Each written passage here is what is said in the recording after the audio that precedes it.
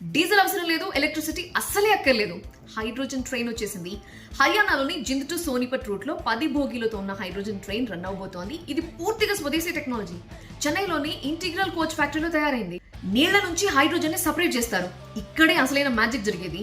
Train లో normal engine కి బదులుగా హైడ్రోజన్ ఫ్యూయల్ సెల్స్ ఉంటాయి. ట్యాంక్ నుంచి హైడ్రోజన్ గ్యాస్ ఫ్యూయల్ సెల్ లోకి వెళుతుంది. అక్కడ గాలిలో ఉన్న ఆక్సిజన్ తో హైడ్రోజన్ గ్యాస్ కలిసినప్పుడు ఎలక్ట్రోకెమికల్ రియాక్షన్ జరుగుతుంది. దీని వల్ల ఎలక్ట్రిసిటీ, వాటర్, హీట్ జనరేట్ అవుతాయి.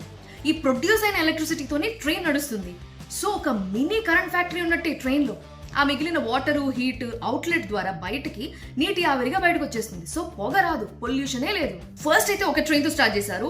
ఇండియాలో 35 హైడ్రోజన్ ట్రైన్స్ రాబోతున్నాయి. హెరిటేజ్ అండ్ మౌంటైన్ ఏరియాస్ లో ఈ ట్రైన్స్ నడపాలని భావిస్తున్నారు. ఒక్కసారి హైడ్రోజన్ గ్యాస్ ఫుల్ ట్యాంక్ చేస్తే 600 నుంచి 1000 కిలోమీటర్లు పెడుతుందట. ఇప్పటికే Germany, China, Japan, America hydrogen gas తో నడిచే ట్రైన్లు, బస్సులు, కార్లు ఇలాంటి వెహికల్స్ రన్ అవుతున్నాయి. ఇప్పుడు మనం కూడా జాయిన్ అయ్యాం. కానీ ఛాలెంజెస్ కూడా ఉన్నాయి. హైడ్రోజన్ గ్యాస్ తయారు చేయడం కాస్ట్లీ, అలానే స్టోరేజ్ కూడా రిస్కీ. ఎందుకంటే హైడ్రోజన్ గ్యాస్ ఫ్లేమబుల్, మండే స్వభావం, అంటుకునే స్వభావం కలిగింది. కానీ ఫ్యూచర్ లో టెక్నాలజీ ఇప్పుడున్న దానికంటే అడ్వాన్స్ అవుతే ఇప్పుడున్న డీజిల్ ట్రైన్స్ అన్ని హిస్టరీకే పరిమితం అవుతాయా? మీకేమనిపిస్తోంది?